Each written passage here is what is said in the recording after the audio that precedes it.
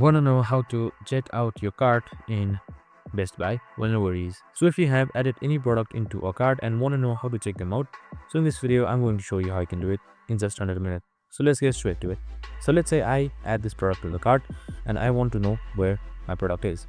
So on the top right side you should be seeing this shop icon or this shopping cart icon right here. This is the cart. So you can just simply select that. So once I select that cart, as you can see right here, your cart tab should open up, and after a while it should show something like this. Now you can just simply check out, or you can just simply pick up or ship. So just simply like that and you're good to go. This is how you easily check out your cart in Best Buy, and that's it. Super simple and easy. I hope this video helped.